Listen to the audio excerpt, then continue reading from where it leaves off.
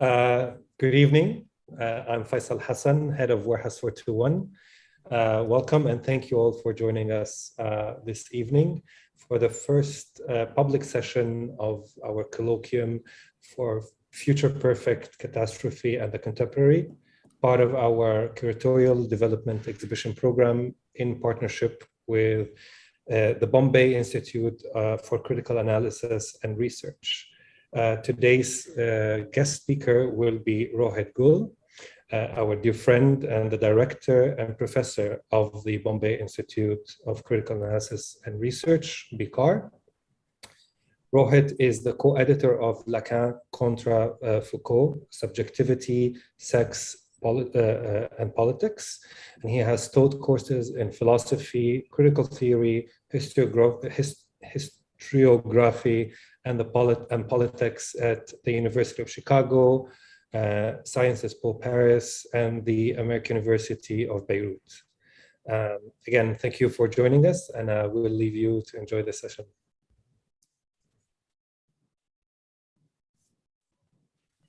Thanks so much, Faisal. And just wanted to start off, kicking off our sort of inaugural public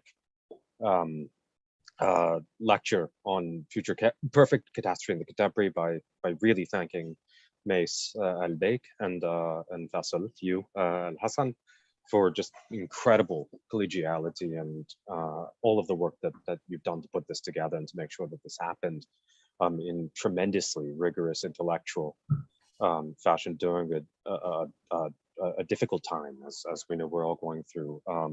It just made the past 2 years a lot not only more bearable but pleasurable. So really thank you both. Also thanks to my discussants, who are my colleagues in the colloquium,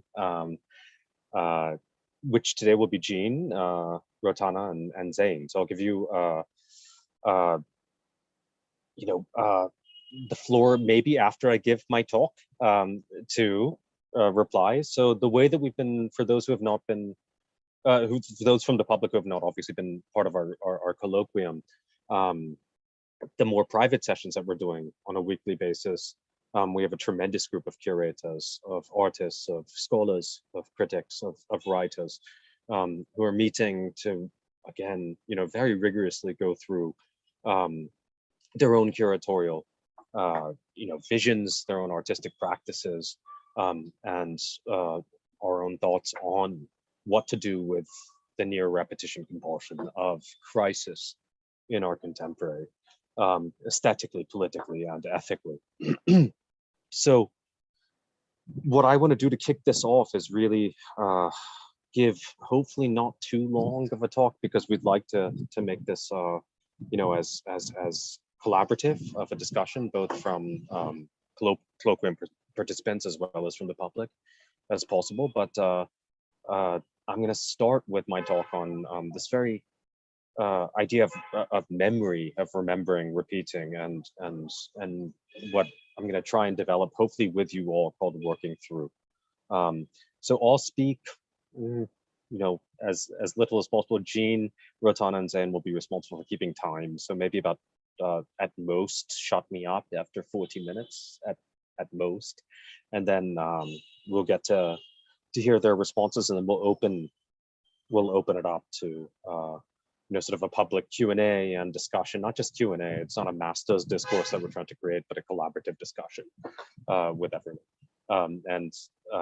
So in addition to being timeskeepers and respondents, you have the luxurious task of orchestrating, symphony orchestrating the collaborative discussion to follow some of my thoughts on what it means to remember, repeat, and work through in our contemporary time of unfortunate catastrophe. Okay, so let me start. It's basically a talk in 3 movements. Okay, and the first is I'm going to call repetition with remembrance. I don't have much to show you right now visually, but I'm going to try and be as clear as possible to get us to try and imagine some of the thought, the politics, the philosophy that I'm trying to work through. Our presenters, who are much more accomplished artists and curators, who will follow me in the weeks to come will certainly be giving you the very aesthetic imaginary that that we're trying to cultivate in this colloquium, in this program. And I'll try and revisit that aesthetic with more imagery in my second talk on contemporary modernism, what I call contemporary modernism. But let's start with repetition with remembrance, and think about this notion of the fact that we repeat the past. It's a commonplace, this quotation. We repeat the past, right, because we repress it. Right? We repeat the past because we forget it. And the call, the imperative of our contemporary is we must remember that past if we aren't to repeat it. So with the fall of the Berlin Wall and the so-called end of world history, remembering so that we don't forget the atrocities of the 20th century has become our veritable global humanitarian ethics, politics, and aesthetics in almost all walks of life, in government, in the arts, and the institutions of the arts, in the university, as well as in this phenomena that has gained a lot of currency since, again, the fall of the Berlin Wall in 1989. In our contemporary, this phenomena called the everyday or everyday life, right? And these tend to be personal recollections and commemorative practices that are given political currency, right? They're deemed political by virtue of granting these practices, these testimonies, and so-called ethical permission to narrate or express one's individual life story, one's experience with history in the so-called aftermath of history, or in the so-called end of history. So this discursive explosion of memory that persists today in our contemporary is one in which remembering, commemorating, documenting, testifying, archiving, these practices in and of themselves, again, whether institutional or individual, right, in and of themselves are presumed to immunize individuals and communities, us and our communities, from the 20th century horrors of what we know were colonialism, world wars, racism, casteism, sectarianism. The list of 20th century or long 20th century of horrors can go on and on.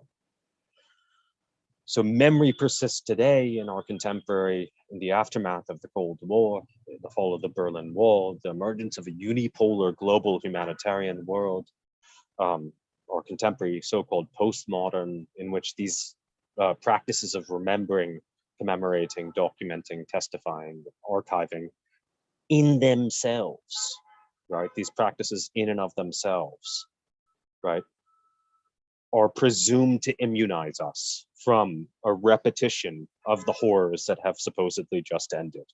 Those of the long 20th century of colonialism, world wars, racism, casteism, sectarianism, etc., etc.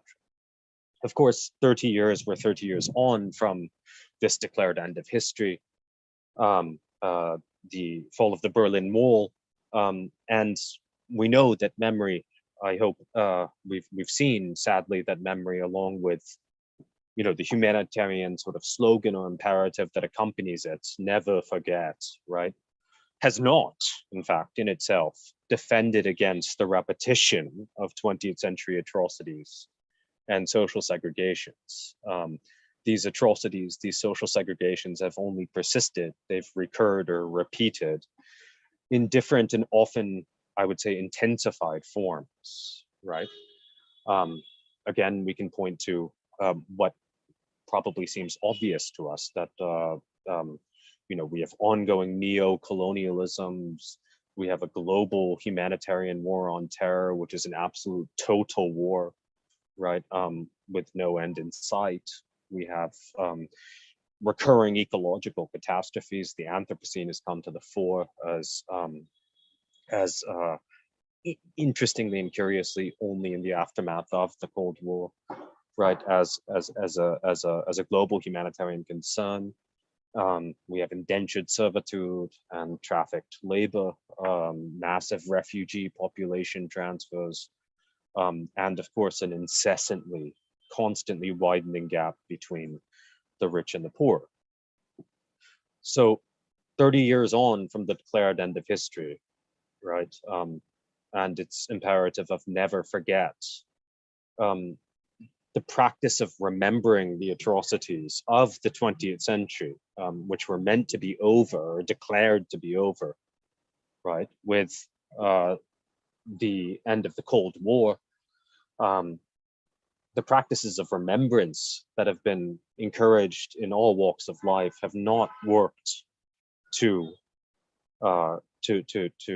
prevent the repetition of the very atrocities that memory was, or at least the practice of memory promised to prevent, right? In this sense, I mean, memory sort of, however, nevertheless operates like a truly magic trick, right? Like it's very, it's strange, right?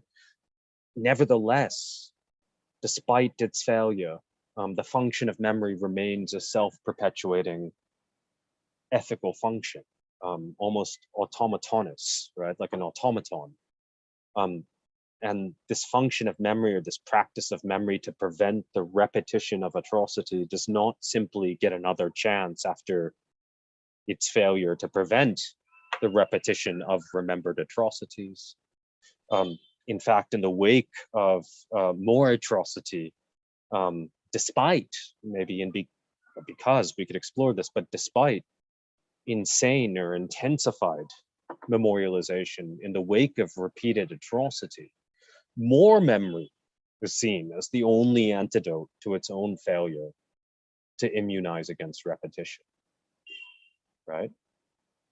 And here, of course, we're reminded of contemporary capitalism or late capitalism, right? With the repetition of every more intense global crisis, 2008 being, you know, the last round. Capitalism doesn't only get another chance, right?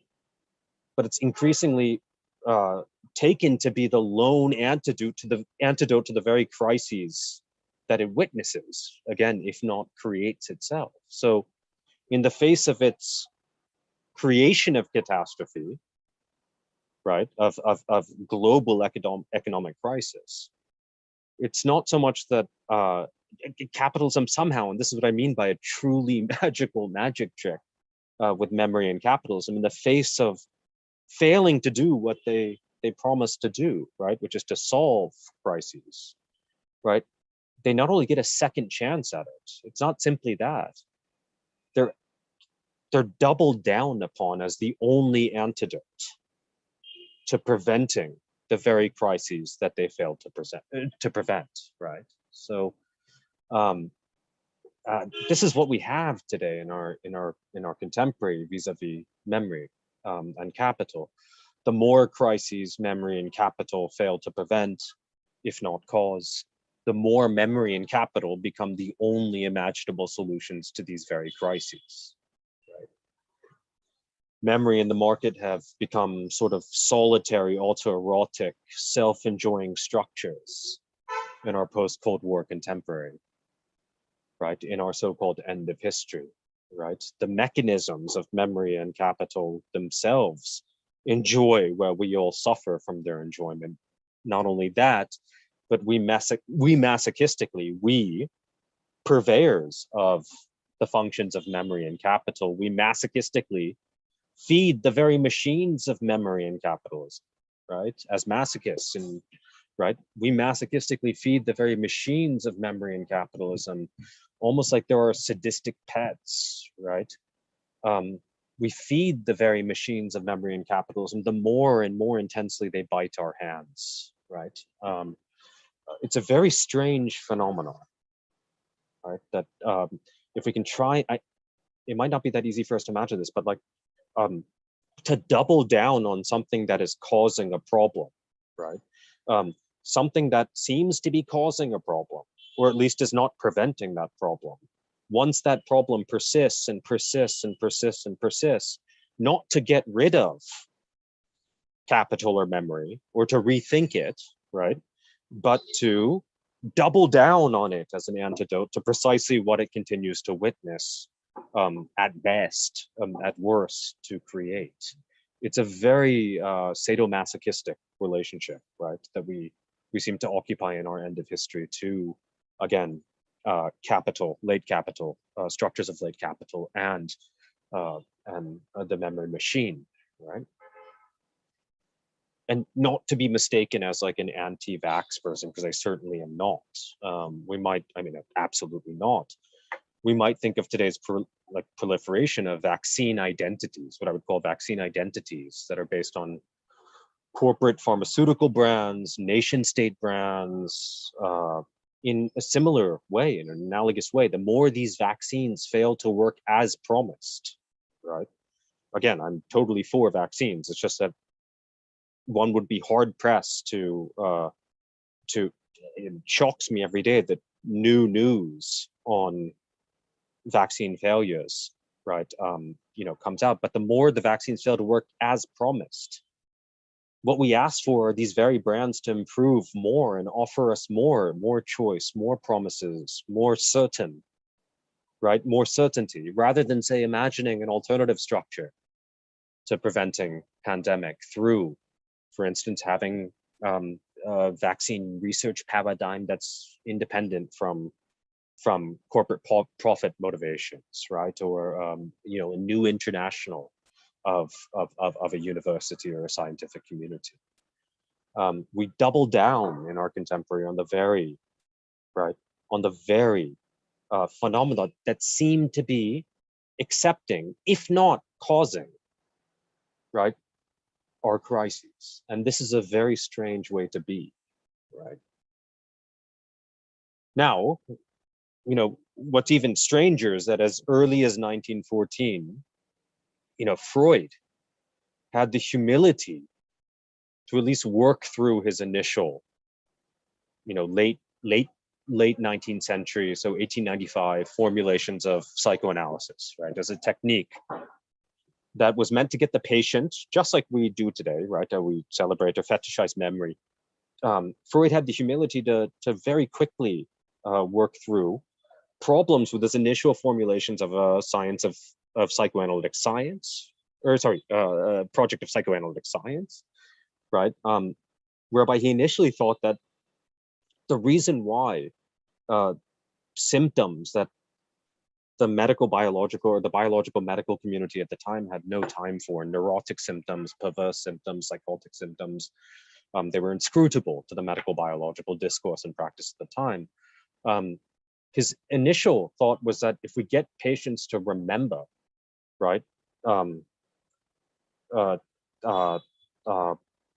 past, right, or her past, a patient to remember her past, this would be the surest way of curing or preventing the symptoms that persist in her present or his present, right? There's some blockage that's happening, like there's nothing wrong according to X-ray machines.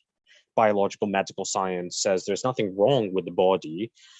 Person's just crazy, right? And Freud refused to accept this. He said there must be something going on that explains what he called an etiology, or a causal structure of neurotic, perverse, and psychotic symptoms in the 19th century, the patients he was seeing in the 19th century, right?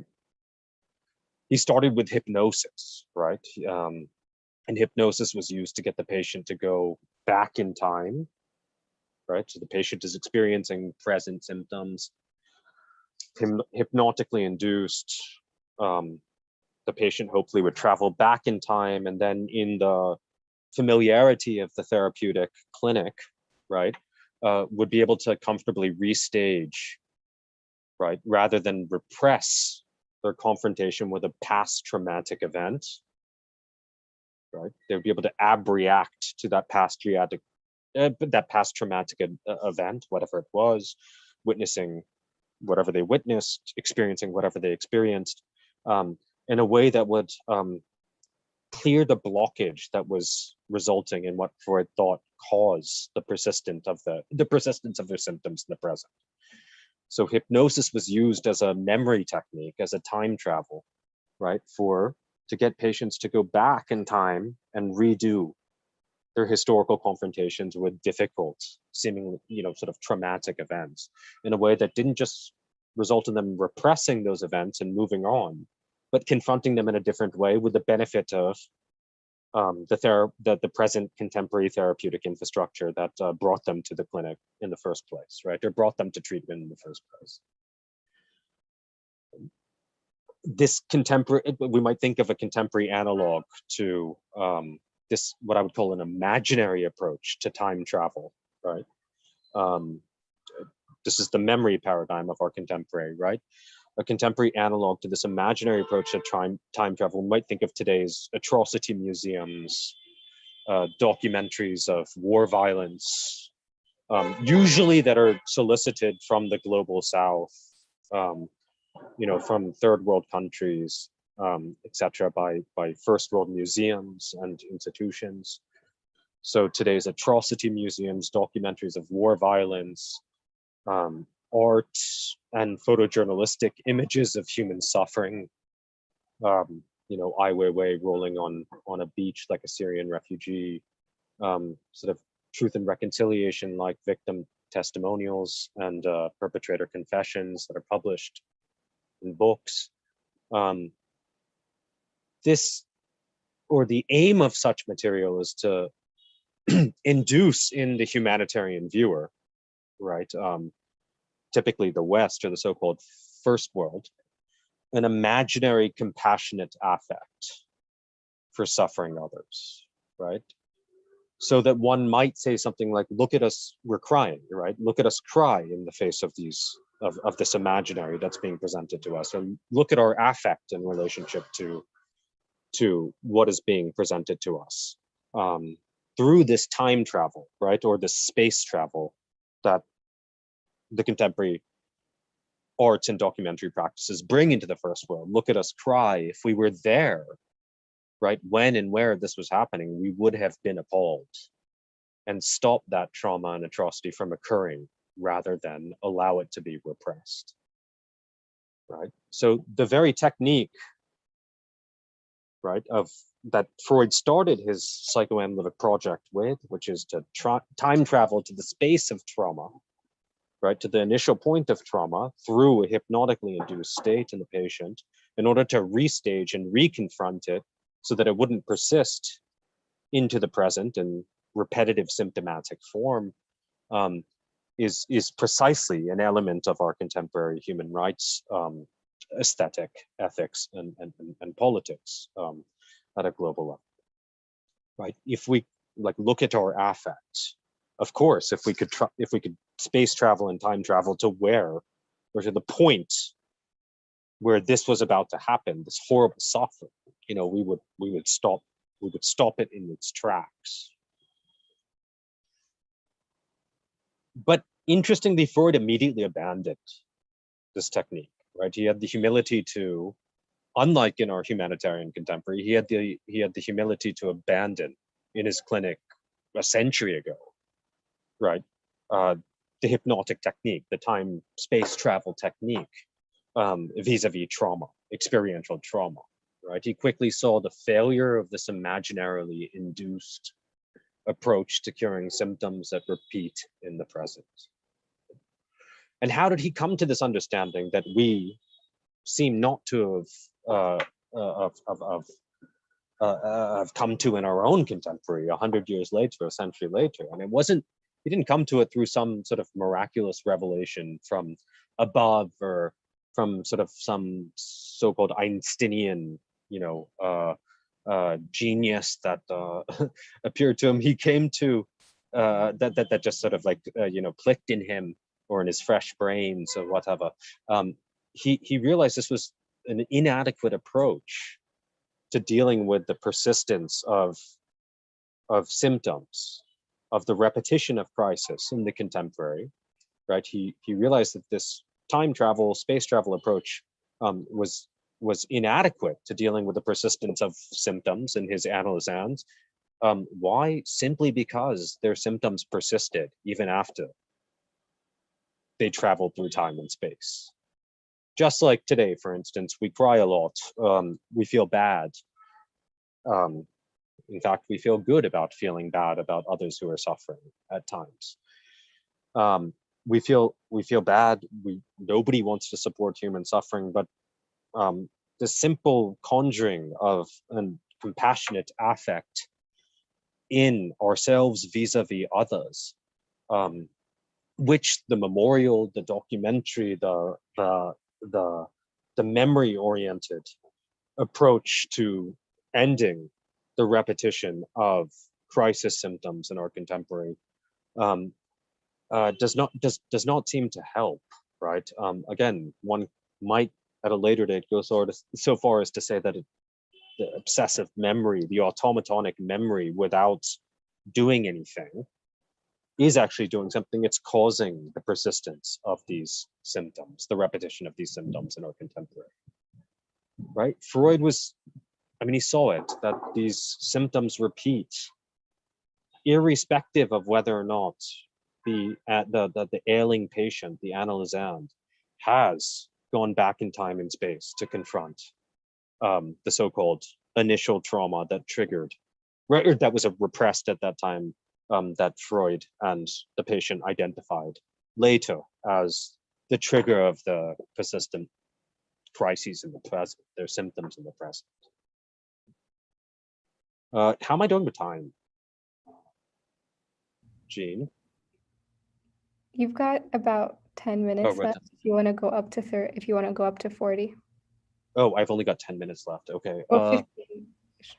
10, okay, 15. That's fine. So then I think the argument is so far is hopefully is clear, is that we persist in attaching ourselves aesthetically, ethically, and politically to a function in our contemporary that actually does not work to prevent what it says it's going to prevent.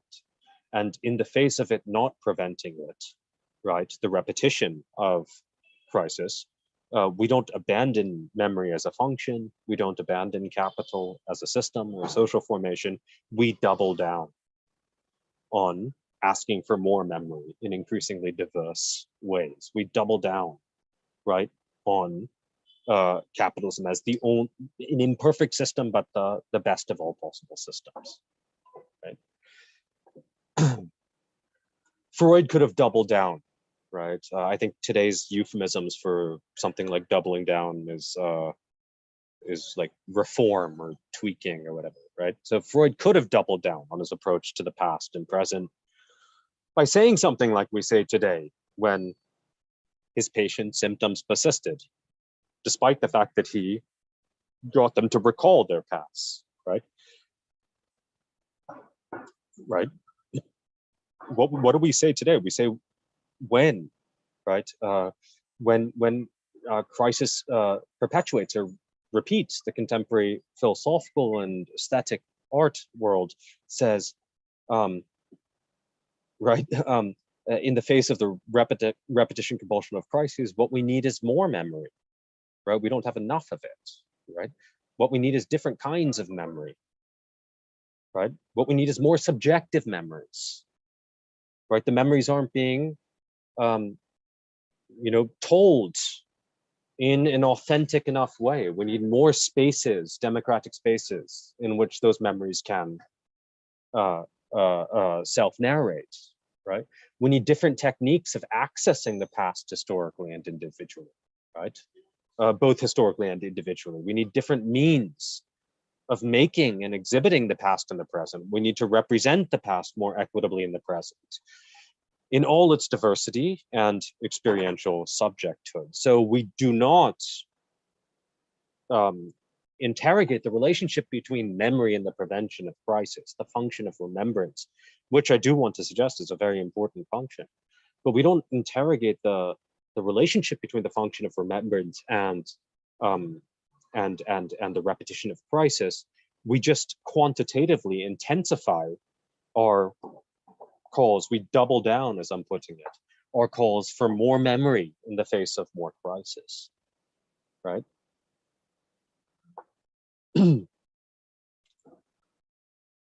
Freud didn't double down, right? He didn't reform or tweak what he took to be the failed beginning of his own project, his own psychoanalytic project, and this in a very hostile environment of medical science to his nascent psychoanalytic project. He went back to the drawing board, right? To what Beckett would say, or Beckett might call, he went back to the drawing board to fail better, right? He worked and thought again. He began again his project in the face of the persistence, the repetitive persistence of symptoms, right, in his patients, when his initial technique of abreaction, of hypnotic inducement to cultivate or to bring to the surface memories of so-called past traumas in patients failed to stop the repetition of symptoms in their present. He began again. He abandoned hypnosis and he started to develop the talking cure. Right? This is about 1903, 1904. So this is in a very compressed period of time too. Rather than hypnotically send patients back to their past to reconfront their traumas in non-repressive ways, the early project of hypnosis, precisely simply put, because that process did not in fact cure patient symptoms, Freud proposed that the analyst intervene symbolically, right? So if hypnosis was about the analyst getting the patient to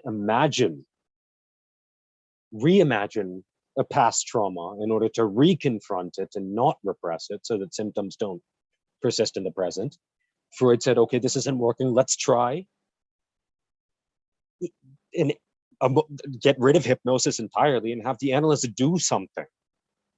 The talking cure, he called this, right? Rather than him hypnotically send patients back to their past to reconfront their traumas in non-repressive ways, because this didn't do anything to cure their symptoms, Freud proposed that the analyst intervene symbolically through, and this is crucial, interpretation of whatever the analysand, the patient, right, says to the analyst in the clinical situation. Of course, the only rule in psychoanalysis with regards to the talking cure being that the only rule is that there are no rules to what you can say, right, that you must say everything. Right, so through this live speech now, as opposed to hypnosis, the analyst's job was to hear, right, to listen, and at the same time to interpret. This is sort of the anthropological moment of psychoanalysis. The analyst's job was to hear, or the ethnographic moment of psychoanalysis, the analyst's job was to hear and interpret the patient's resistance to saying everything. Very much not the current fashion ethnography or anthropology today. Right? The analyst's job was to hear and interpret the analysand's resistance to saying everything, a resistance that the analyst was trained like a teacher or a master, right? To hear and interpret, and hence restage and reconfront the traumatic source himself. Right? The analyst was able to hear resistances in the free association, the talk, the free talk of the analysand, and could pinpoint moments of resistance and push there through speech, through intersubjective speech, to get the patient to recover the traumatic so-called content that was being resisted against, right, in the present clinical situation. What is the patient not saying about his past, right, is precisely the symbolic mandate of Freud's second stage of psychoanalysis. And here we might think of the contemporary analog to Freud. I'll stop in a second, Rotan. I know that I'm running out of time and I'd rather hear you all as well. Here we might say that the contemporary analog to Freud's second beginning, right, of psychoanalysis, the symbolic moment of trying to work through in the psychoanalytic technique itself, the history of psychoanalysis itself, the very young history of psychoanalysis. The contemporary analog to Freud's second beginning of psychoanalysis happens in what his closest reader, Jacques Lacan, would call the university discourse, right? With the university discourse, it's not some master who waves a hypnotic wand like Freud or Breuer, his colleague, who was a big supporter of hypnosis. It's not some master who waves a hypnotic wand to take the world back to how it could have dealt with its problems at the source, so they wouldn't have been repressed and thus repeated in the present. Right? In our contemporary university discourse, everyone becomes an analyst. our knowledge of the past and the present becomes an everyday research paradigm for each of us individually, collectively, to refine and expose what has already been found in the historical experiences of oppression, wherever and whenever that oppression may have occurred. We have mobile technologies and documentary devices which only advance this universalization of the symbolic master's analytical discourse, right? That only advances this interpretive analytic paradigm whereby what is not said, right, gets recorded and said with ever increasing speeds in what we might call our contemporary science or scientism of identity. Right. So the symbolic mandate rests on a master's technique, almost like an ethnographically trained analyst who's able to identify points, pressure points in speech situations, in intersubjective speech situations that are resistant against revealing the whole truth and nothing but the truth. And it's at those pressure points in the intersubjective speech situation that, right, the analyst should intervene to bring out the whole truth, right? And this then gets universalized in our contemporary, whereby all of us are meant as citizens to bring out the so-called total truth of phenomenal reality, right, of everyday life, through perpetual documentary practices, through perpetual recordings, etc., right? The everyday, of course, has entered the university. It's entered arts institutions in the form of area studies, post-colonial theory, which is now called decolonial theory, gender and cultural studies, decanonization, interdisciplinary frameworks. In short, the everyday, the discourse of the everyday analyst, right, which should resonate with what economists want in neoliberal subjects, right? In short, this generalization of symbolic analysts to all contemporary postmodern subjects the world around, right, entails an imperative for us to produce and exhibit as much missing knowledge as possible, right? There's an almost total drive to total knowledge, which we see in our contemporary as required to unrepress, right, our contemporary. Precisely our contemporary, which witnesses the repetition of atrocity, human suffering, and social segregation, right? And the claim is that it's precisely because we have yet to reach this, what I would call fantastical point of total knowledge about everyone, everywhere, at any time, that we double down on calls for us to produce as much knowledge about as many identities, as many practices, to render public as much privacy as possible in our everyday lives. Again, the generalization of the symbolic mandate of the analyst discourse. And it's not just the knowledge about everyone, everywhere, at any time that the contemporary also says we require in order to avoid the repetition of crises in our present, right? But it's not just the presentation or exhibition of that knowledge, but it's also the presentation of the exhibition of a so-called total knowledge, constant knowledge, that allows for anyone to have their own subjective experience of that knowledge when they encounter it, whether it's in the classroom, whether it's in the gallery, whether it's in the museum, whether it's on the street, whether it's at the dinner table, etc., right?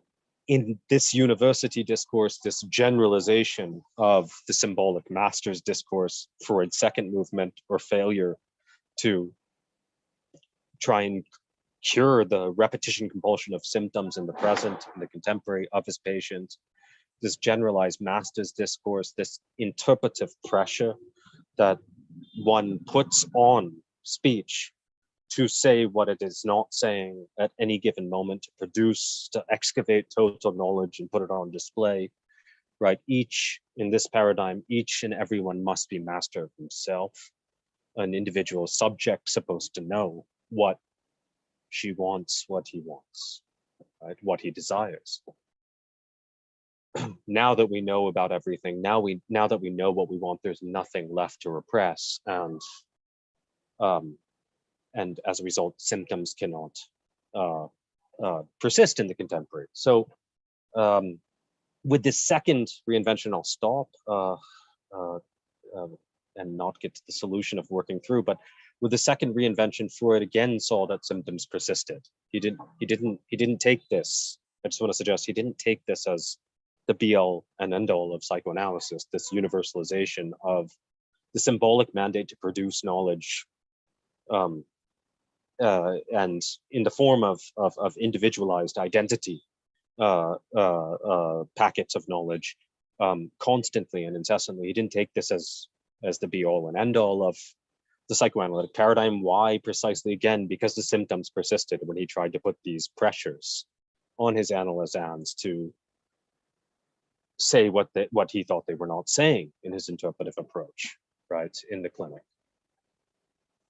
Right, so neither this remembered, recreated image of an encounter with past trauma, nor a symbolic bringing to the fore of everything that the analysand was supposedly hitherto deaf to in the past, and thus could not say in the present. Neither of these strategies, neither the imaginary nor the symbolic strategy, worked to stop the pathological repetition of symptoms in Freud's analysands. Again, with rare humility, because he was not a tremendously humble person, right? With rare humility, at least at the level of building a program, right, a psychoanalytic program, he went back to the drawing board. He began to work again. He began to work through how psychoanalysis might end the repetition of pathological symptoms in the present. He worked through the history of psychoanalysis's own stubbornly repetitive symptoms, constantly appealing to the uncovering of the past, whether through hypnosis, the imaginary time travel, or through symbolic pressures on the part of the analyst vis-a-vis the analysand and her speech, right?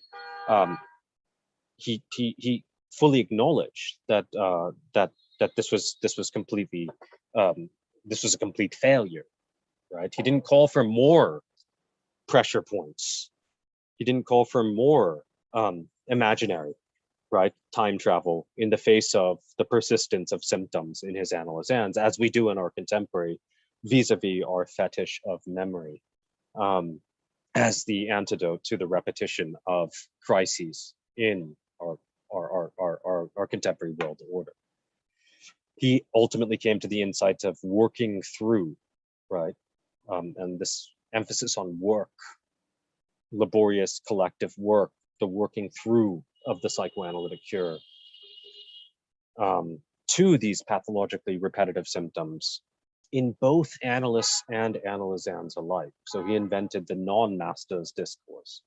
It's not a symbolic leader on high who puts pressure on points of speech to get the student to uncover what, in a Socratic way, what she already knows, nor is it some sort of drug-induced, or it's some sort of master who's inducing the patient with hypnosis, right, or cocaine or whatever, to time travel back to an image, an earlier image of trauma, if reconfronted, that might solve their persistent problems in the present.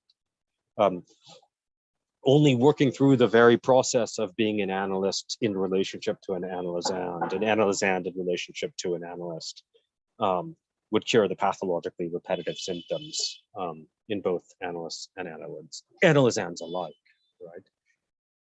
Okay, so I guess I know I'm getting notices. I'm sorry that I didn't time you. It's been a while, but so maybe what I'll do is I'll put this on hold. Okay, so remembering to work through, or the work of art, the age of mechanical remembrance. Let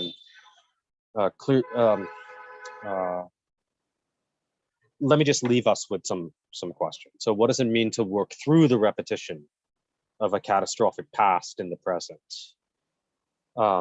in all its different forms and intensities? Okay, if imaginary memory, time travel, intersubjective pressure points decolonial theory, etc., to bring this projected mastery over knowledge of everyone in different ways is not really working, right? So what might it mean to work through, to labor, to eliminate the repetition compulsion of past catastrophe in the present, right?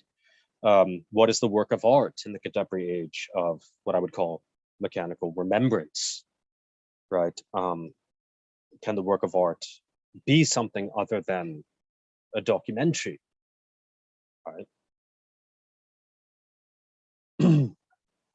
I think, again, many of the contributors, guest and permanent contributors to the colloquium, will answer a lot of these questions much more visually and thoroughly than I could have in the time that I've already overgone in this session. So let's, I guess, in the spirit of working through, turn to a collaborative discussion. So Jean, Rotana, and Zain, and then we open it up if there are any questions. Sorry, I couldn't get through my third part, but I can send it out. Thank you, Rohit, for your presentation. I had a question about something you mentioned earlier on in the presentation that relates to the aesthetics of memory, collecting archives memory, and documenting histories. And I wanted to ask, how do the aesthetics of memory relate to the incessant cycles of and the advancement of market and memory that you were mentioning? Should I repeat? Yeah, no. I think I got it, but tell me if I haven't gotten your question. Okay, so yeah, the relationship between memory and capital was not, I didn't present it as clearly as I would have liked. What I would have suggested is that they operate according to the same logic. So there's a not analogous relationship between how memory seems to work in the contemporary and how capital seems to work in its accumulation in the contemporary, right? But there's a homology, which means that the same spirit is undergirding their perpetual accumulation. And that's a spirit I want to suggest of our pathological contemporary times of repetition compulsion. So that same spirit, right? Leaving intentions aside, again, I didn't get through the best part, I think, which is where memory's great, as long as it's put in the service of working through. But is that there's a certain dependence on failure for memory to accumulate. Let me give an example, better way. So when I was doing in my early field work in Beirut, right, which was a project, dissertation project on how like a tiny nation state that, has experienced, according to all sort of classical political science metrics, serious instability, Lebanon, civil war, et cetera, how it's so resilient, right, as a nation state, so-called, despite, this history of tremendous compulsive repetitive conflict, right, sectarian conflict. And I was looking particularly at the post-90s. For one chapter, I was looking at how memory and the movement for memorialization functioned in Beirut in the aftermath of the 90s. And a lot of like field work, like that I did would just be like very participant observation. And so like I was like walking around my apartment in Beirut, and I had a dog, so the other person had a dog, and I was just like, like, hello. And he said, it's really horrible.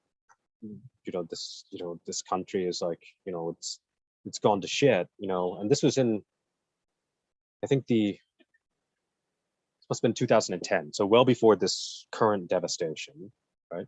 It's gone, it's awful, it's terrible,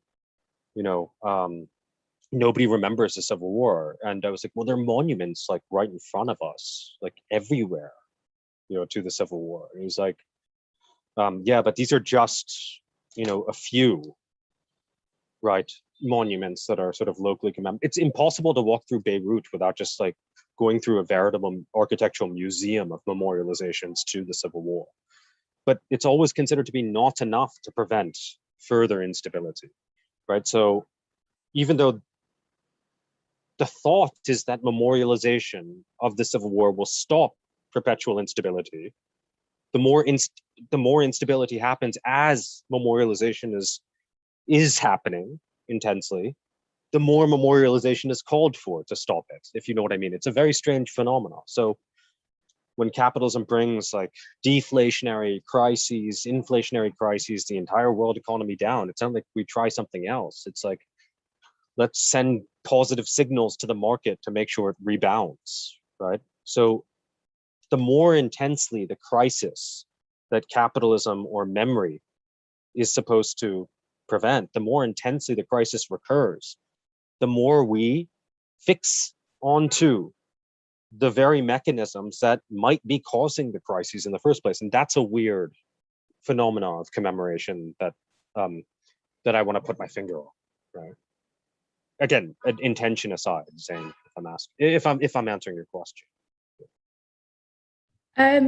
Yes, but I was specifically interested in like the relation to the aesthetics of memory, like the document, and specifically as it relates to the visuals of those documentations, and how that, you know, drives again the cycle of, as you mentioned in your response right now, how the cycle becomes incessantly, you know, memorialization drives this cycle forward.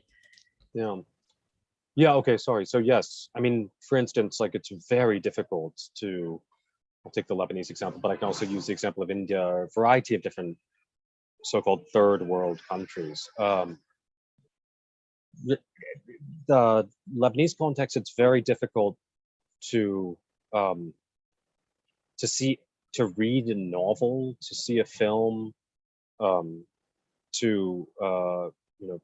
to go to an exhibit that is not in some way related to the documentation of the Civil War. In the Indian case, it's really difficult at a documentary level to not see something. And I'm not saying this is a problem. I'm just saying that I think documentation is important, but we have to interrogate the ways in which documenting and archiving interact really with the prevention of what they are supposed to prevent, right? Which is the recurrence of poverty in the case of India, riots, sectarianism, commodification, especially of the art market itself. So art commentaries on the commodification of the art market, ecological catastrophe, the documentation of that. So documentary practices I see as at least in subcontinentally and in parts of the Middle East and North Africa, the aftermath of the Arab uprisings, what happened to, it was turned into a documentary practice, right? That was domesticated, not as into a call for human rights and free markets and parliamentary democracy, as opposed to the real, I think, alternative challenges that the uprisings presented, especially through the documentary practices of the arts in museums like the New Museum, for instance, in New York, etc. So, but yeah, so that's what I meant, Zane. Does that help, or is that concretize or flesh out? Yes. Okay.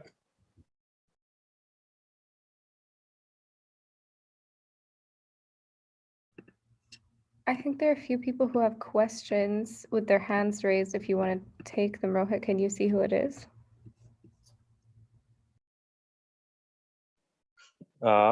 Yes, I might trouble you, Rotana, to keep because I'm having trouble keeping the order of the. Yes. Okay, so I see that Nadine's hand is raised. If Nadine, you want to ask your question? Sorry, Yeah. Is it in order? I'm not sure. Yeah, hi Rohit. I just wanted to mention that. Hi Nadine, thanks for coming. Yeah, thank you. In the case of Lebanon, with the memorializing practices that exist in the art scene, I mean, we also have to qualify that as fictionalizing of the archive. So it's almost a subversive form of documenting the past. So yeah, that was just one thing. And then the other thing I wanted to say was just in relation to our readings. doesn't the fact that, in some of our readings, especially with the Frank Ruda, who says that the worst has already happened, doesn't that liberate us from repeating? Shouldn't that be liberating us if we're looking at things in a fatalistic way, of the fact that we don't actually have a choice and the worst has already happened? It's just a question. Yes, no. So the second question I think is, well, they're both wrong. So I'll take the second and then the first. So like working backward, but you're absolutely right. And I think this is where Alenka Zupancic subtly criticizes Frank's like act as if the worst has already happened. What is the push or the drive? What is the actual move that allows us to act as if this is the last cigarette that I'll actually smoke, or that the worst has actually happened? And that's something that Frank doesn't really answer, that I'd ask him to answer, and he tries to answer in a response to his critics. They're not really critics because it's a great book otherwise, but I think that's I think you put your finger on one of the blind spots of Frank's book, is that Kantian sort of as if he doesn't really get Kant. So how Kant responds to act as if the categorical imperative to obey the law for the sake of law, not because you fear the law, but because you believe in the law.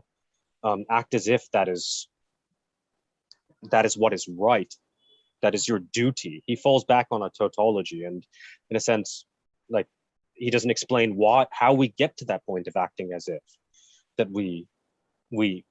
the worst has already happened, right? And I think what I'm trying to do in sort of just setting up the talk or setting up the questions of the talk, is figure out how we get to not chuck memory or memorialization out of the window, but how we get to a conversation, an aesthetic conversation, especially, right, on the actual relation between memorialization and the dissipation of repetition, compulsion, of crisis in the contemporary. So again, like, the very speculative third movement of the talk was, I know this sounds cheap because I didn't present it, was meant to try and flesh out what that aesthetic might look like. And I've proposed this phrase called contemporary modernism, which I'll address, I think, a few weeks from now. And I know, like, Ala's work, Ala Yunus will be speaking next week. Several others, are going to try and elaborate on this as well. But you've really put your finger on the blind spot of at least Frank's reading or book, really otherwise wonderful book.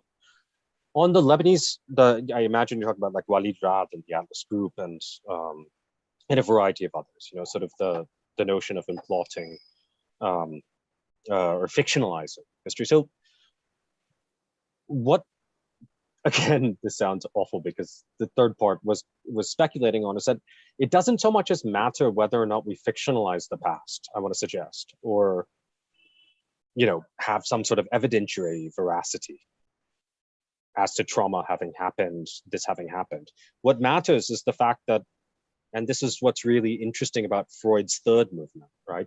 The actual psychoanalytic, the strongest psychoanalytic practice that we see today, very rare, but is that whatever one says, true or false, right, is true insofar as it has consequences in relationship to the present configuration of crises, right? Whatever one says about the past is true in the, let's say, clinic or the contemporary, vis-a-vis the consequences that it has, again, on the configurations of how supposedly past symptoms, the variety of symptoms I listed, persist in the present. So it actually, I think the trouble with the genre move in the Lebanese art movement, the genre move from trying to access the veracity of the past of the Civil War to fictionalizing it, it's sort of a moot point at the end of the day. I mean, I think it's very interesting. I like Walid Rad's early work, the Atlas Group's early work, but I don't think it's epistemologically, it doesn't do anything to get us out of the relation between how we configure the past vis-a-vis the repetition of catastrophe in the present. Right? But it's a super important question. if I'm getting your questions correctly, Nadine. Yeah, I'm sorry I took Falguni's place. She had raised her hand in front of me. I apologize. Kristen just mentioned, so maybe we should move on. Thanks for No. Thanks. No worries, no worries. Can everyone hear me? Yes, Falguni, yes. Yeah, hi, Rohit. First of all, Hi. thank you so much, for that great talk you did, because, I mentioned this at the beginning of the colloquium. I trained as an economist, so I particularly liked the way that you spoke about doubling down on, in the face of crisis, which is what we often do with capitalism. And what it reminded me of was Laurent Ballon's cruel optimism, and you and I have spoken a little bit about this separately. And where she says that, in a capitalist society, it's so difficult for us to imagine a future outside of it. And that's the sort of totalitarianism of it. Like we know like you were saying just a few moments ago, we know that cigarette is bad for us. We know that cake is bad for us, and we will still crave it. So, in a way, you still crave those same symptoms that are going to make you sick. And what Ballon says to this, and just bear with me here, because this is as much a question for you as it is for the rest of the group here. What I'm interested in, how Ballon looks at cruel optimism. She says it's the body's response to the world. When you still crave that cigarette despite knowing it's bad for you, it's your body catching up to how the condition of the world is. And I'm just curious about how we might look at the body and think of it as a tool for, like you said, how do we eliminate the repetitive compulsion that we face as a society in crisis?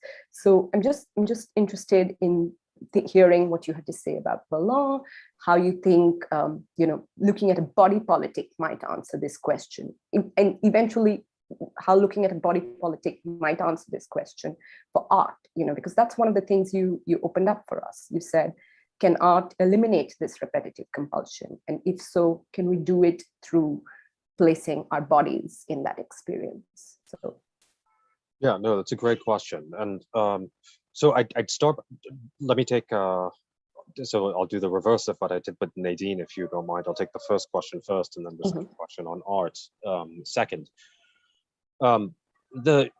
Lauren, of course, Berlant, who's super influential on my own work. She was one of my PhD supervisors.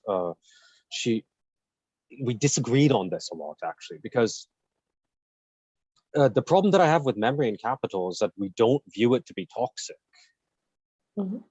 right? We view the attachment, the cruelly optimistic. This is her whole point, is what I would say to her. The whole point is that we view our attachment to or cruelly optimistic attachment to a bad relationship. Next time he won't beat me, so I'll stay with him. Next time he won't beat me, so I'll stay with him. Next time that cruelly optimistic dynamic, we're not framing in our contemporary capital and memory as a bad relationship in cruelly optimistic terms. Quite the contrary. Anti-capitalism is everywhere, right? In speech, but it's still sort of the best we have. What else are we going to do, right? With memory in particular, it's far from viewed as like. I think it'll be a huge step aesthetically, philosophically, for us to look at our relationship to our fetishistic relationship to memory as that which will solve the problem, right? If we just do it, if we just remember, I think it'd be a huge step to look at it in precisely Lauren Ballant's terms, as cruelly optimistic, as a bad relationship. I don't think we've gotten there, right? So I guess that it's a very good question, but I think that would be my point of differentiation between what I was trying to set up through a psychoanalysis of psychoanalysis, in relationship to repetition compulsion in the present. Now, what can art do? So like, this is, I think I actually very much appreciate Alain Badiou's 15 Theses on Contemporary Art, and don't very much like Suhail Malik's, strangely angry reply. But for the sake of the public, I won't. We can get into this during our private colloquium next time. But art creates a cut, right? That's exactly what I would say. So, and George Jain, brilliant architect. How does he, asked, what makes you, and what do you do when you start to make a work of art or to build something? He's like, the first thing I do is I just cut the ground. I draw a line in the ground, right? And that cut is what allows me, right? It's not some plan that like comes out of one's head, some imaginary plan that comes out of one's head, or some speech that comes out of architecture school, or Frank Gehry's mouth, or whatever, right?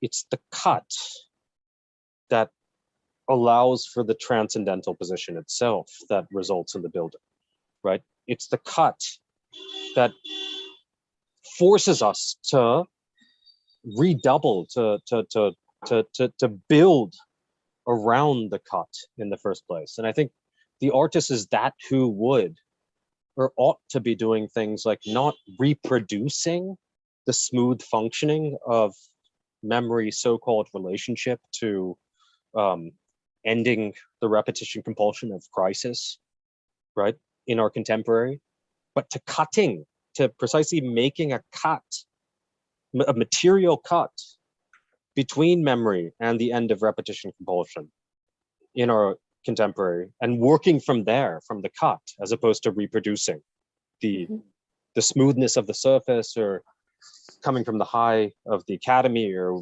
God or wherever, to the surface, or just doing this decolonial sort of, I'm just wandering like a unconscious, difference around the space the materials that I'm working with, right? So make a decision, make a cut, and work from there, right?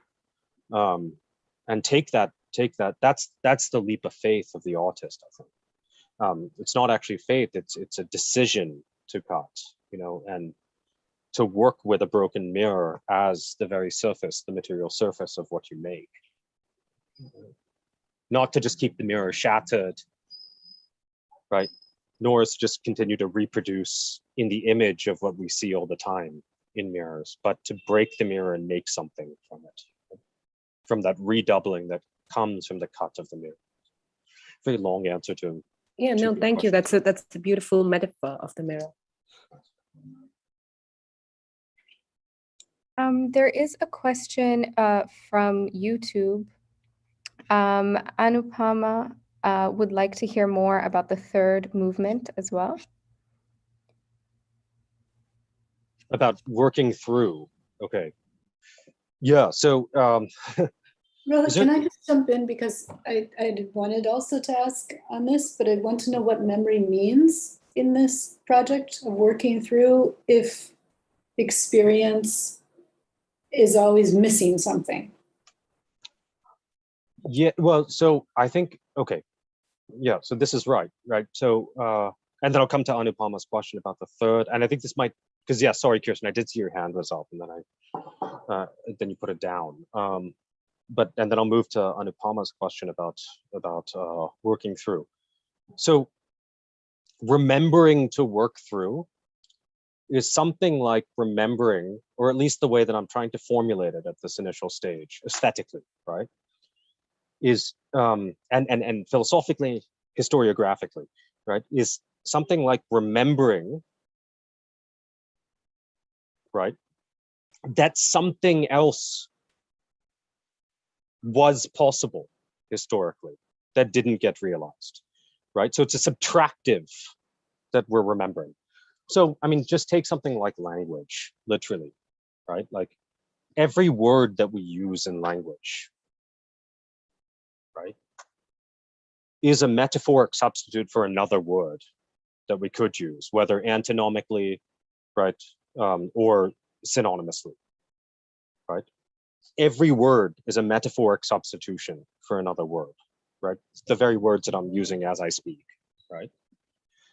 Memory is something like the words that for particular reasons couldn't work, right? So it's not the the transcribing of all of the words that happened in the past, right? Nor is it the transcribing of the words that didn't get recorded in the past, identity politics.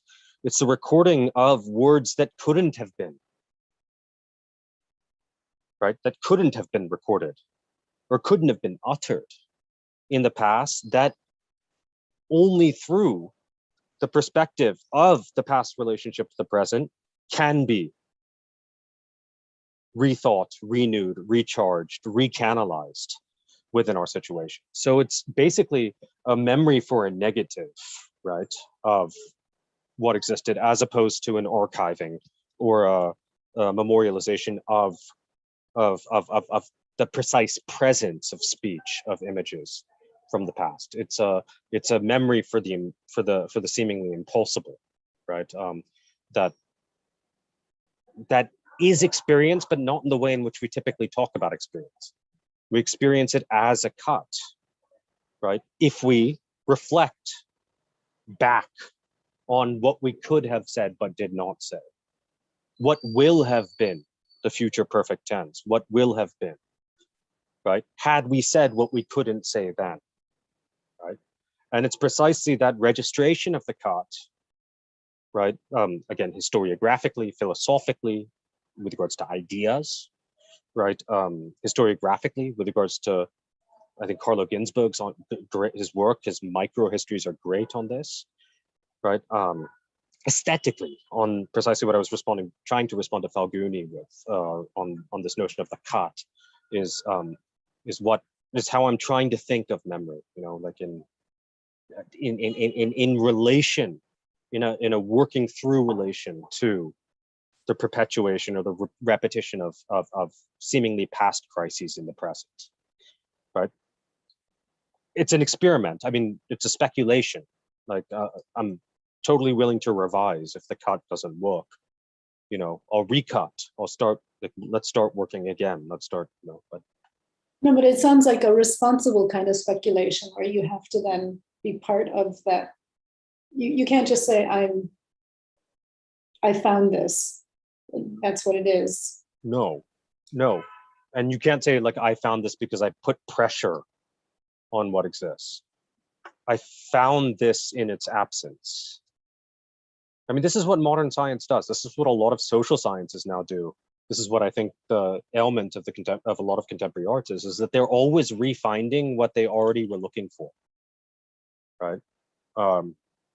When what we want to do is find what surprises us, you know, and this element of surprise, and I think comedy as a genre is very important in its most serious philosophical sense, not in the slapstick sense, but is very important for us to understand the notion of surprise, of the cut, right, of laughing at the double, but not laughing in a, again, silly way, but at the beautiful surprise of something that is not part of your totality of vision, of knowledge, of, you know. And it takes collective labor, I think, to do this. It's hard to laugh alone, to cut alone.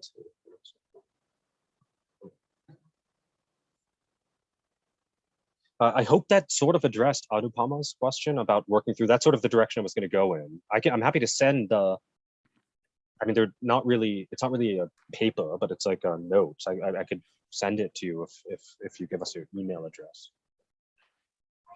Unless you have a follow-up to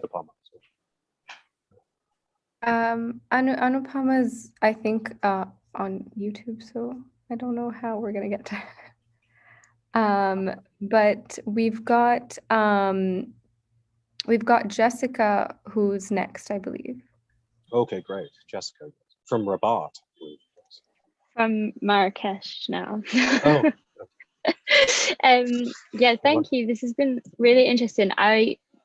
When we were talking about particularly the documentary style of art, and you were talking a lot about Beirut and the Arab uprisings.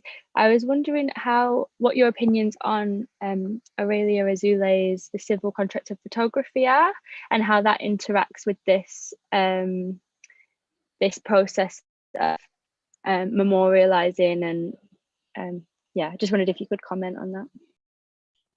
Well, I'm gonna have to apologize, Jessica, because I have like this really nerdy habit of reading like the same 10 things over a 10-year span. So I actually haven't read it. I don't know the argument. So can you give me a sense of what you okay, I'm probably gonna. I'm very butcher the word. I'm very narrowly read as a human being.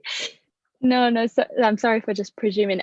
So it calls on like particularly the photograph, but also film of trauma of oppressed peoples, by saying that as an image, it enters a realm zone in which the oppressed or the person in pain can speak to the viewer, and as such enters a civil contract of photography which can surpass geographical boundaries and like physical needs for passports, visas, etc., and that there exists within an image separate from its production photographer or artist this ability to speak. Okay, that was really clear. Thanks. I think I've gotten the argument, or the argument that you wanted to pose from the book. I guess what I would say is that in the context of the sort of speculative talk that I've given, or that I've given is that with regards to the body in pain, what I think translates in some ways, if we can put it that way, it sounds weird to talk about the body in pain translating, but it does. What translates about the body in pain is that the body in pain, through images, through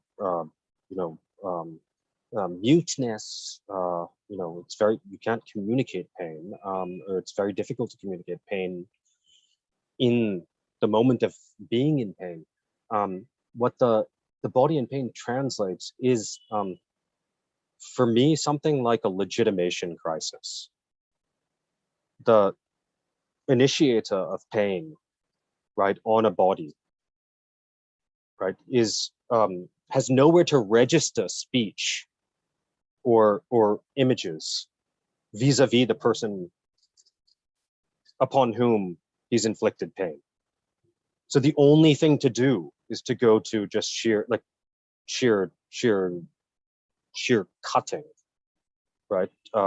Just sheer torture, or putting the body in pain to re-symbolize, in a certain sense, your capacity to inscribe sovereignty through your speech or through your image on the person, right, who's in pain. And this is how, following Elaine Scarry's work, I think, I would read what torture and war is about. It's not so much about convincing people to take your side. It's a pretty terrible tactic if that's what the goal is, right? It's about the legitimation crisis on the side of the power that's inflicting torturous pain on other bodies, right? There's no way to articulate their hegemony or their dominance over another except through this. And the terrible practice of cutting, right, which is typically a practice that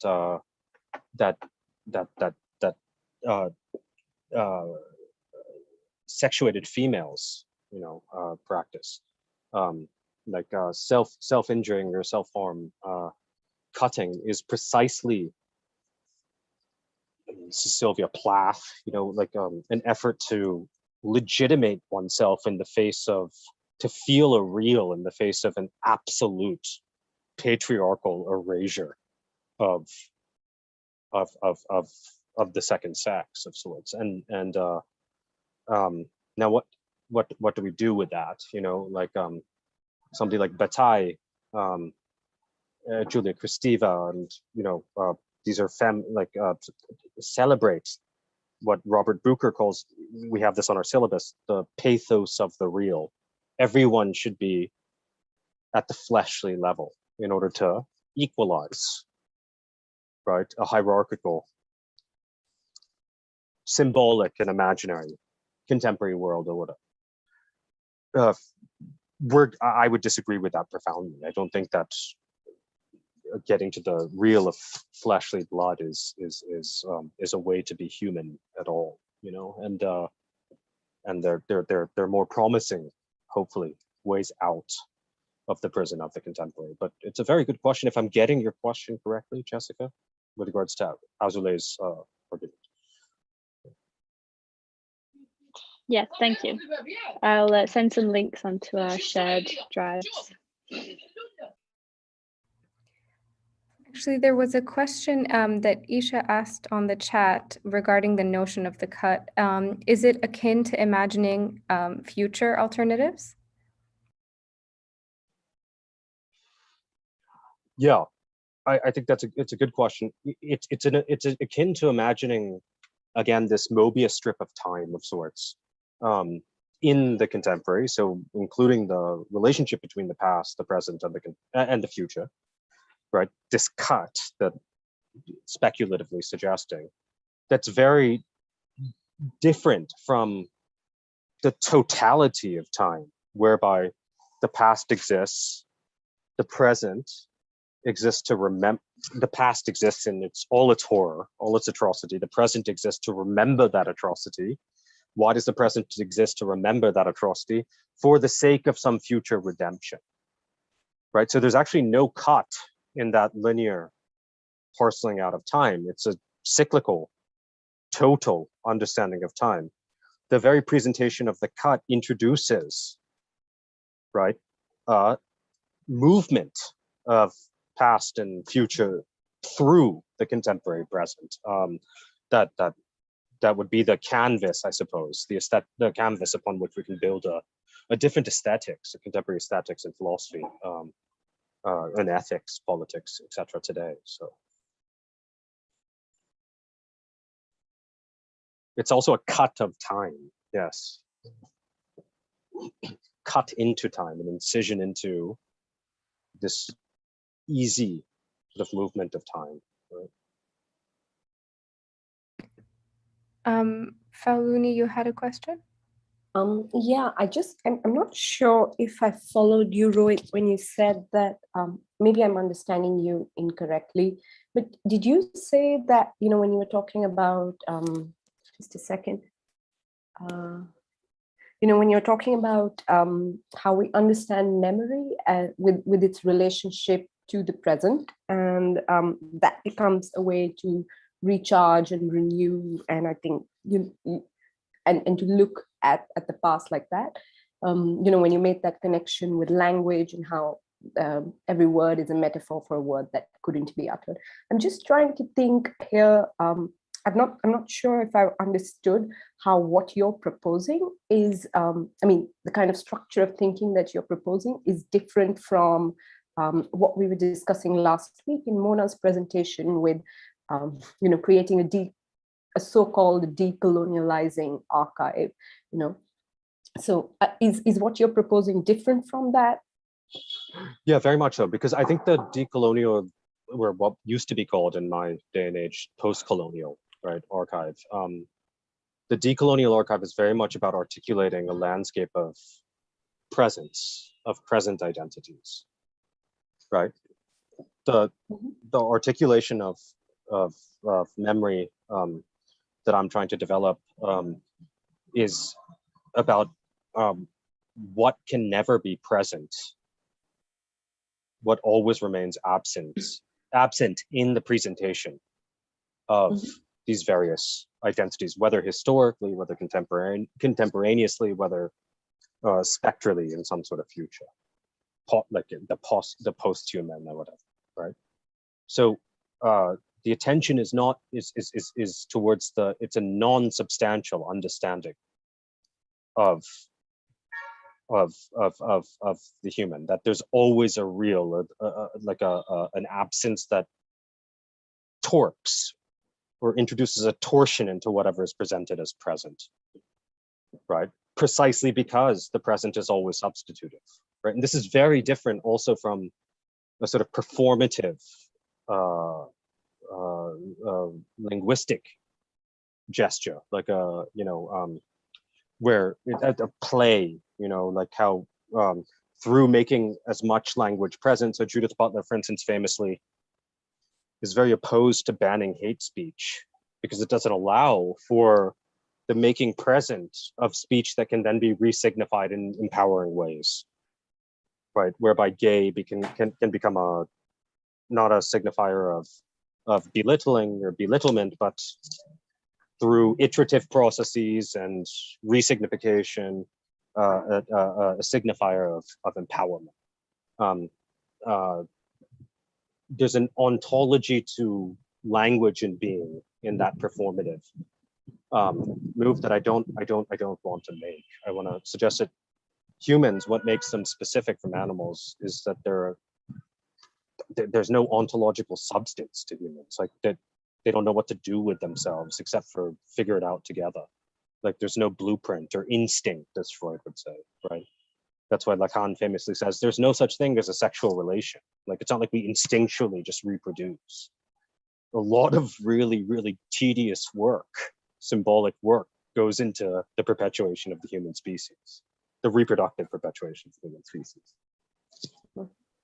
So that's what No, I understood that you were making a distinction between the two, but I just didn't understand how. And yeah, I understand with why it's a difference of the absent versus a spectral present. Yeah. Yes. Well, yes, without ignoring the fact that we can't all be ghosts, like we need to be present, but there's a way in which we can relate to the seemingly impossible absence that undergirds all of our presence in a desirous way, right? Yeah. That the absence can be the cause of our desires.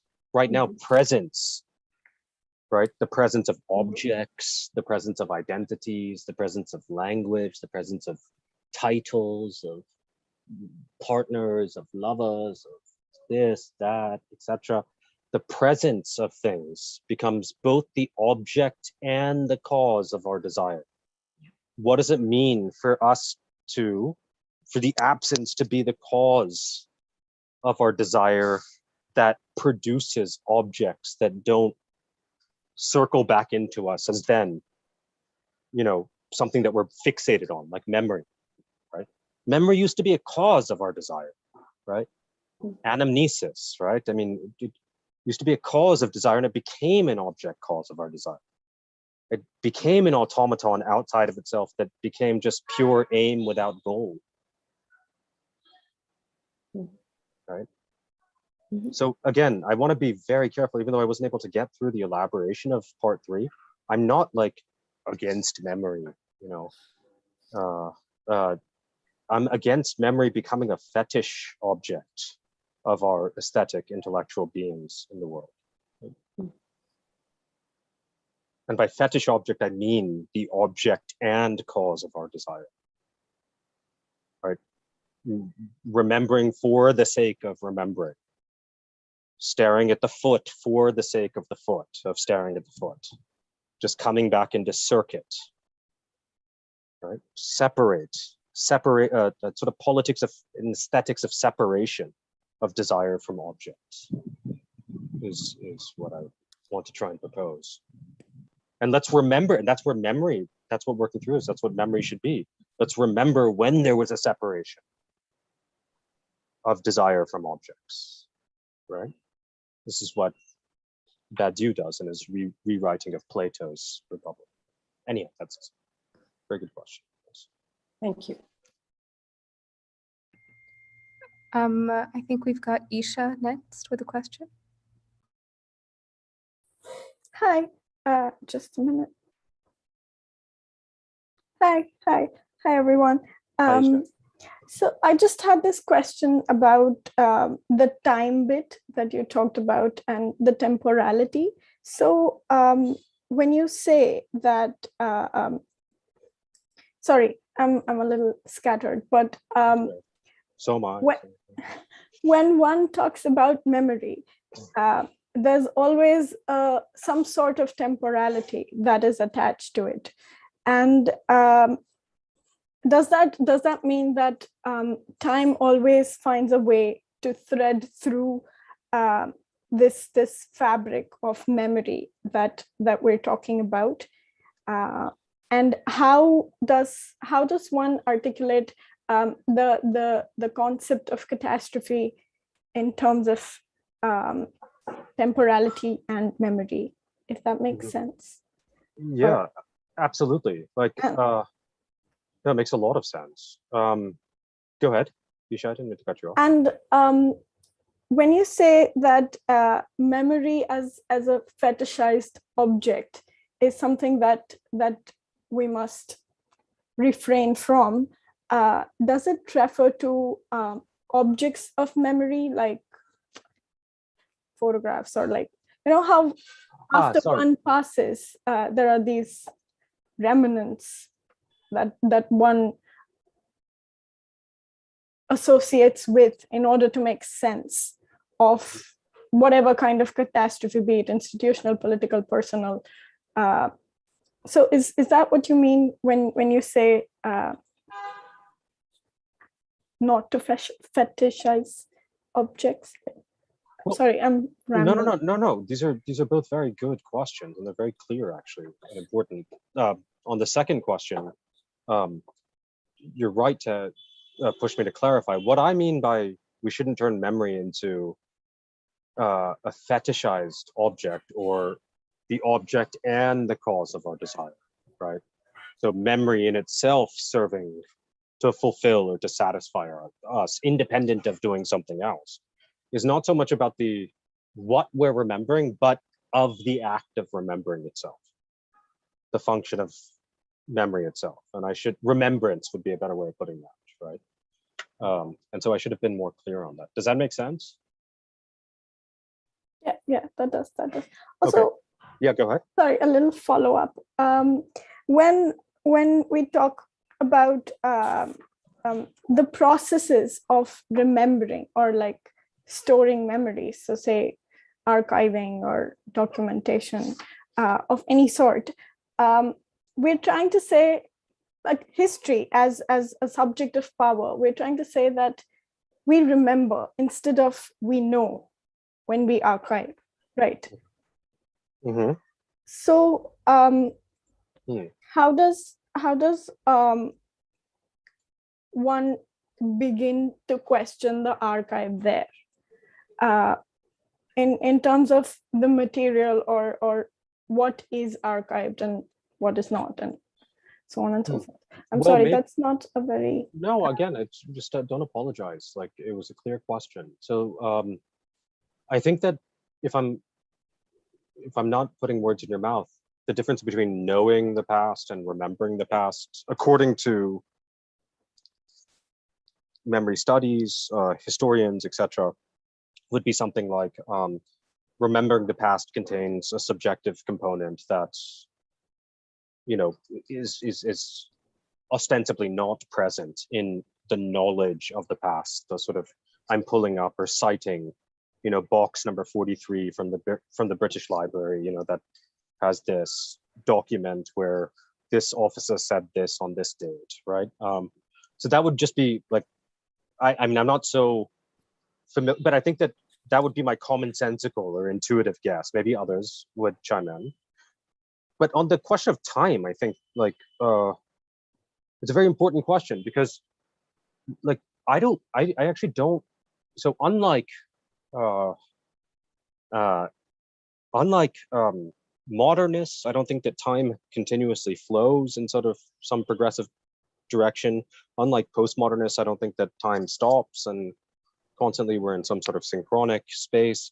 I think time should start and stop according to justice, right? Like, so for both contemporary and for modern understandings of time, time is viewed to be an independent variable, if that makes sense. If I can use a language of sort of economics or social sciences, right?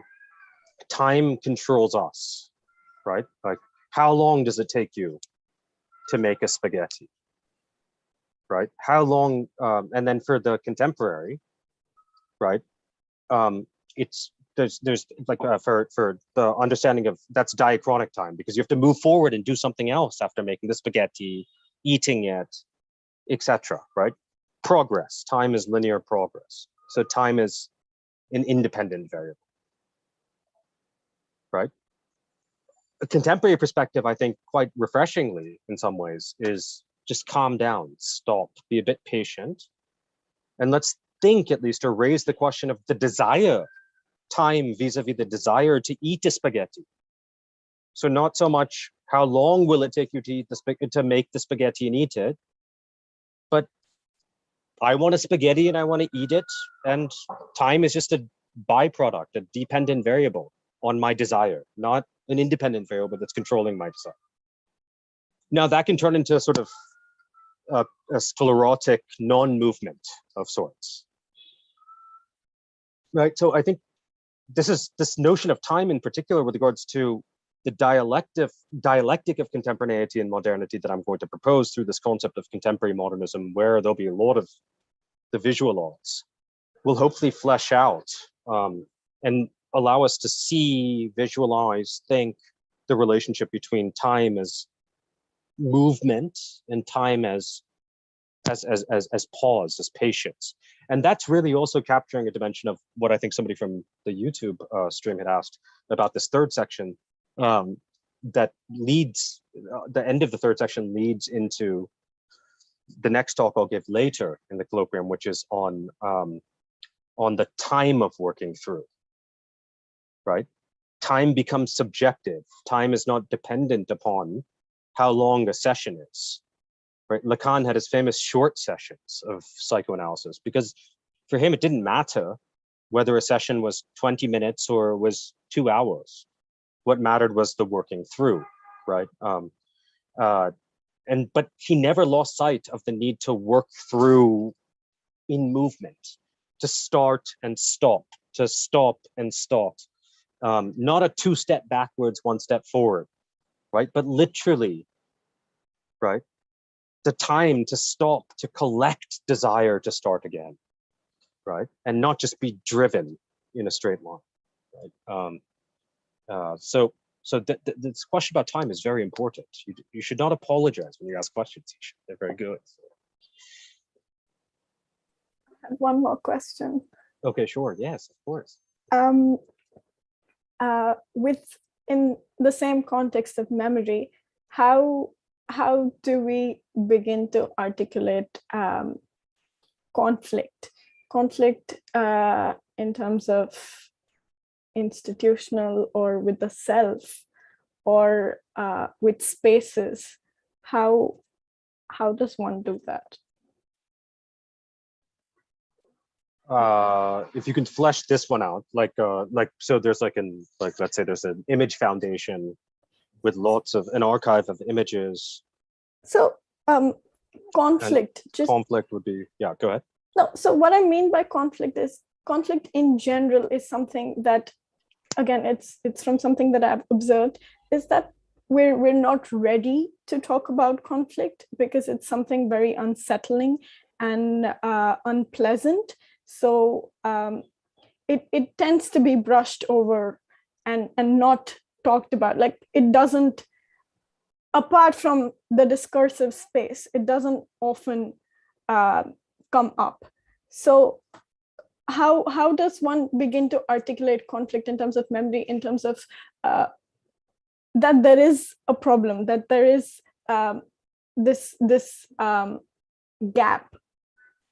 I don't know, I'm rambling. I'm just No, I don't think you are. I'll say just a short thought on that though. But I think that what you might be pointing to, for me at least, selfishly, in my speculative development of working through, is something like shifting the ground of conflict from like intersubjective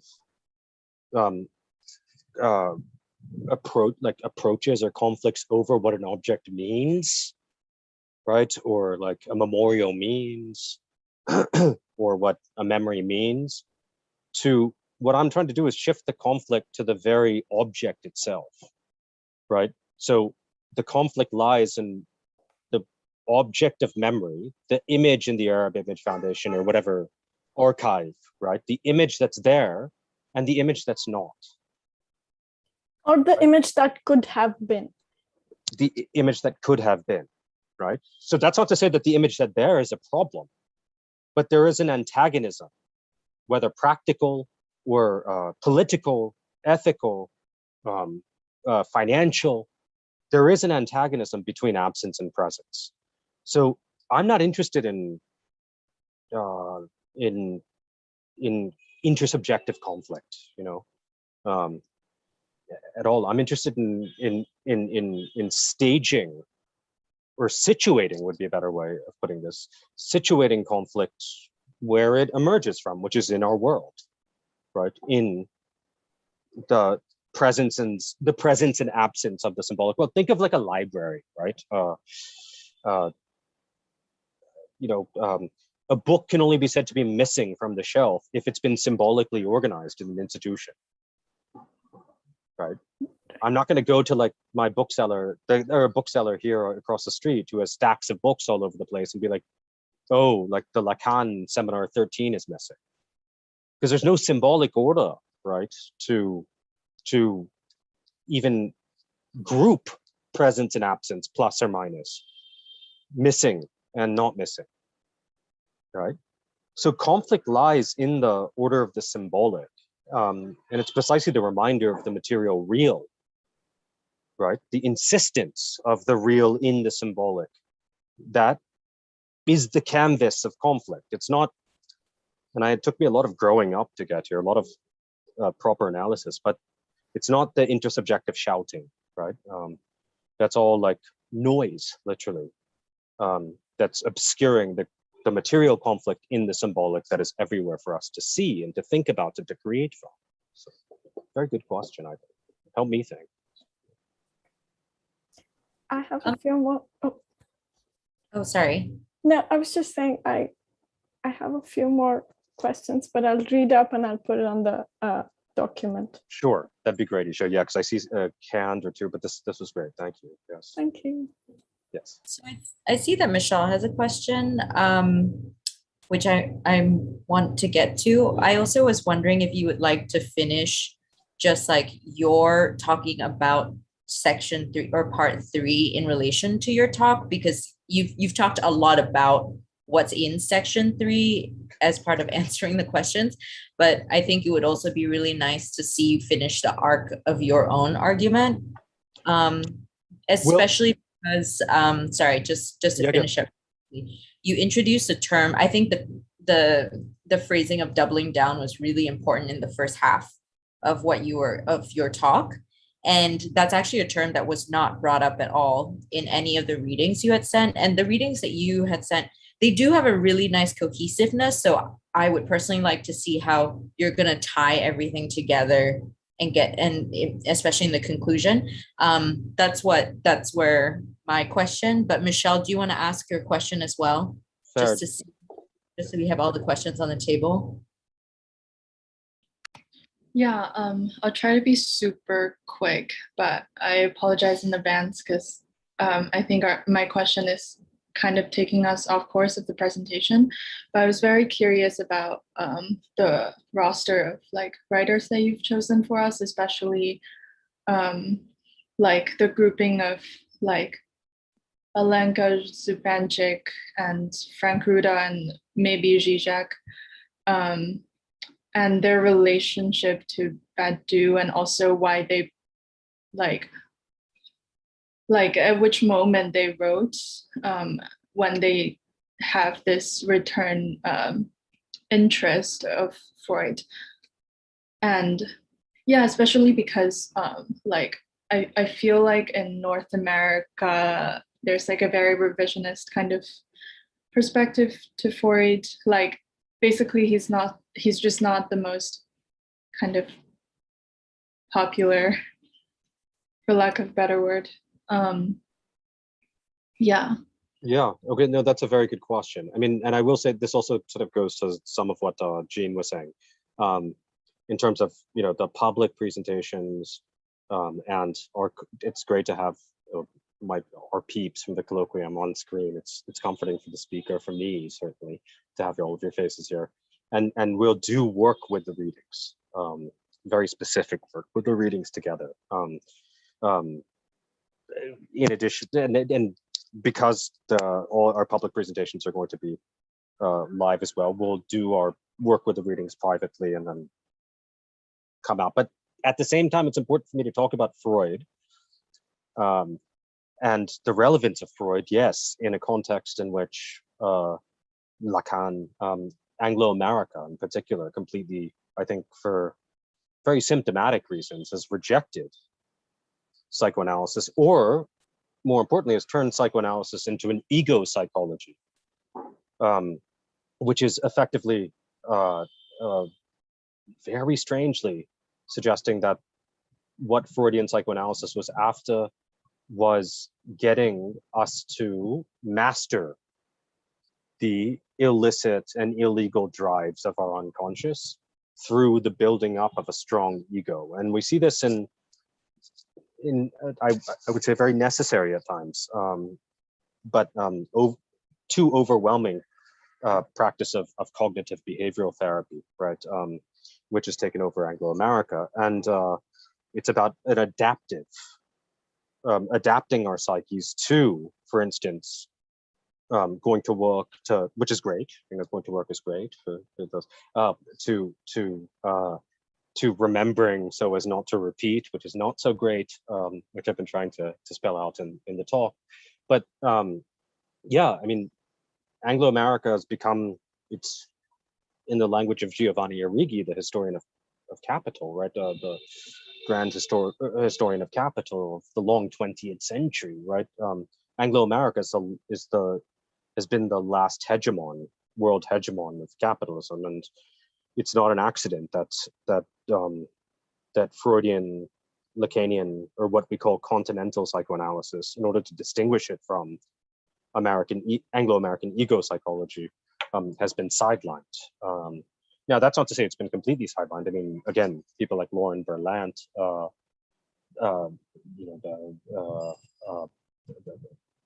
Eric Sattner. I mean, that whole host of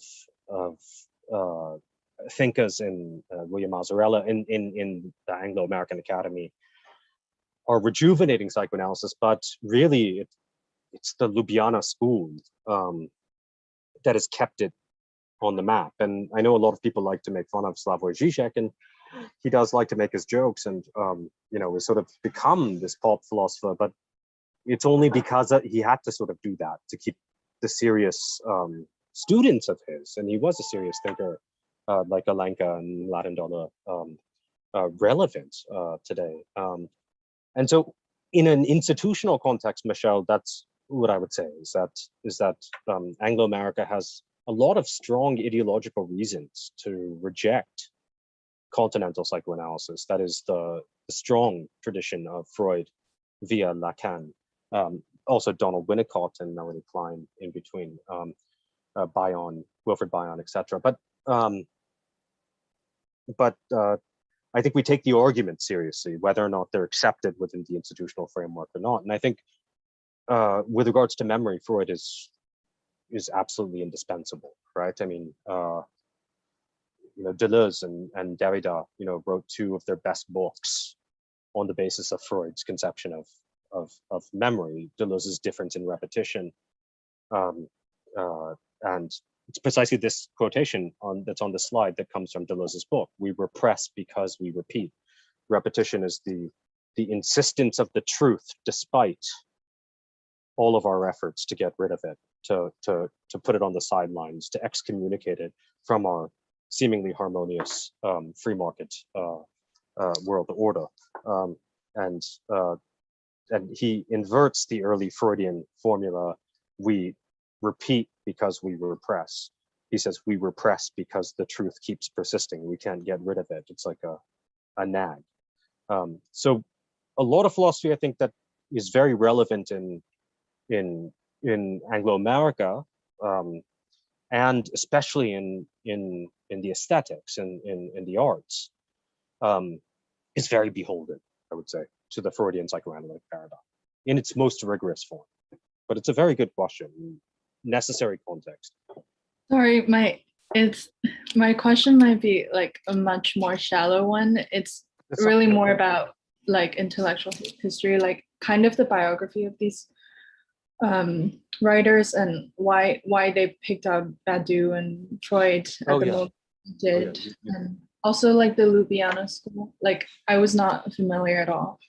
Fair enough. Yeah. So everyone already has a philosophical. No, not at all. You shouldn't. No, I shouldn't presume that, and it's very much okay that they're a group of friends, weirdos, friends, But so it's good and bad that you aren't familiar, but yeah, they basically emerged. So you have the generation of French intellectuals after 1968, May 68, which was sort of the famous student revolt in Paris. In the name of revolution against what was called structuralism, Levi-Strauss, which is that we can explain all societies through looking at symbolic structures, institutional structures, and that's how humans behave. The kids came out on the streets and revolted and said, structures don't march on the streets, right? This revolt in May 68 in Paris was considered to be, a transformative moment in Europe, right? For a lot of philosophers, but it was precisely Lacan, Jacques Lacan, the probably closest reader of Freud, and I would say Deleuze, right, who were not so enthusiastic about the outcomes of May 68, right, in the European context, right. If you go speak with our friends in Pondicherry, where a lot of the in India, where a lot of the revolutionaries, the kids from 68 came and settled. The Indians weren't too happy with the outcomes either. But the point being that there was a certain desire to grasp the relationship between structures and subjectivity. So yes, there are structural formations that govern the ways in which we act in society in relationship to others. But at the same time, there are always possibilities for transformation, right? Subjective possibilities for transformation. So where do we locate those subjective possibilities? That's really where Lacan and Deleuze came out with Badiou, who was a junior to them. Alain Badiou from Paris, a philosopher, came out of that context of being critical of May 68, whereas Foucault and most of the celebrated French intelligentsia at the time were extraordinarily enthusiastic about the revolutionary potential of the events, of the student events. So it's that little niche of critics who are a bit more cautious about the emancipatory potential of those events in 68, the student revolts, that resulted in this paradigm of thinking through the relation between structures and events, that we're at once governed by structures that we ourselves create and hence can interrupt. Right, so structures with subjects, right, and that's Badiou, Lacan in his reading of Freud, Deleuze to a certain extent, the best of Deleuze, and then the later generation became the Ljubljana school, Slavoj Žižek, Mladen Dolar, and Alenka Zupančič. So that Žižek started writing at the end of the Cold War. First book was published in the late 90s, right? His students were Mladen Dolar and Alenka Zupančič. They started publishing in the early 2000s, and they persisted it. So that's sort of the intellectual trajectory of this body of continental philosophy and aesthetic theory that we're dealing with. But it's a very important question.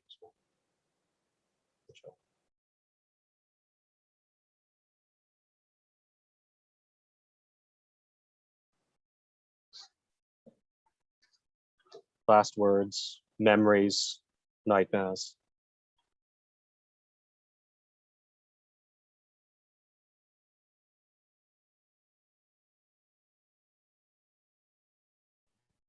this is very punctual. Pretty punctual, yeah. Yeah. This is great. Okay. I guess thank you so much, Rohit, for this. Thank you, everyone. Thank you to the team that was discussing today and everyone that has joined us on YouTube and will join us in the future. Very happy to know that this discussion might be visited by maybe ourselves or other future persons. And yeah, I just wanted to maybe end by noting that we will have quite a few more, I think 5 more public talks that will go live on our YouTube and are accessible also in hindsight for everyone over the next, until December actually. Really exciting roster that we've worked on with BICAR, with Rohit and the BICAR team. And I think that's it. Yeah. Thank you, everyone. Thank you to the participants again. Always good to see you guys. Yeah, thank you, Mace. Of course. And thank you all. In the background. No, it's great. And yeah, so we have Ala, I think, next week, and we'll be in touch, of course, with Colloquium participants and those on YouTube. Please come back, Ala Yunus and our program going forward. But really, thanks a lot, Mace. And of course. Thank you, guys, and see you next week. Okay. Good night, everyone. We'll be in touch. Thank you. Bye. Thanks so much.